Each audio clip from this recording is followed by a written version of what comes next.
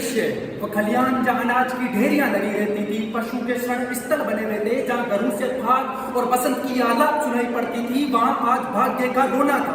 क्योंकि वे लोग जिनको अपने खेतों में हल जोतना था, वो सड़कों पर थे और लोकतंत्र का कवच धारण किए हुए लोगों को अपनी मांगों को मनवाना था। नमस्कार, मेरा नाम है सुनील जाखड़ और आज मेरे विषय में गड़ा वो सवाल कि लोकतंत्र या निगमतंत्र, शक्ति कहाँ निहित है, आखिर सत्ता कहाँ विराजमान है। इस सवाल का जवाब मेरे द्वारा आपकी कल्पना के पटल पर रखे गए उस शुरुआती दृश्य में जाहिर है।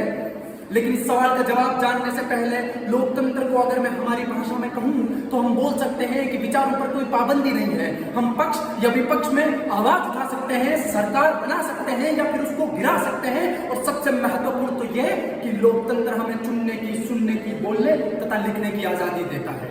यदि इतिहास के प्रश्न को पलटा जाए तो हमें यह मालूम होता है कि लोकतंत्र वो ढांचा प्रजातंत्र है जो किसी को व्यक्तिगत तौर पर या कोई समूह को प्रतिष्ठित न मानकर बल्कि इस देश के समुच्चय नागरिकों को सम्मान भाव से निष्पक्षता प्रदान करता है।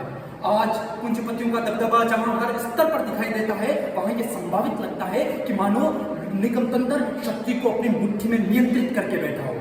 भारत में 2G स्पेक्ट्रम घोटाले जैसे घोटाले पक्ष जुटाव को विनियमित करने की सख्त जरूरत को उजागर करते हैं, लेकिन हमारे देश में इसके संबंध में केवल भ्रष्टाचार निवारण अधिनियम 1988 की सिर्फ और सिर्फ धारा 7 काम करती है। और यही नम प्रताप हमें यह सोचने पर मजबूर करता है कि आखिर निगमों के ऊपर नियंत्रण के बारे में किसी ने सोचा नहीं, या फिर उनके हाथों में शक्ति होने के कारण उन्होंने अपने खिलाफ कोई कानून बनने ही नहीं दिया। लेकिन मेरे द्वारा आपकी कल्पना के पटल पर रखा वो शुरुआती दृश्य जो कि किसान आंदोलन का था, वो ये दर्शाता है कि निगमतंत्र चाहे कितना भी शक्तिशाली क्यों ना हो, लेकिन सरकार पर प्रजा का दंड अवश्य रहेगा। और उसी के कारणवश किसानों की मांगों को माना गया और सरकार द्वारा किसान कानूनों को वापस लिया गया। अतः पूंजीपति अपना दबदबा चाहे कितना भी बना ले, निगमतंत्र अपने शक्ति के पैर चाहे कहीं तक फैला ले, लेकिन शक्ति का केंद्र तो निसंदेह लोकतंत्र ही है। और हम संविधान के इसी अभिप्राय को जीवित रखने के लिए प्रतिबद्ध है।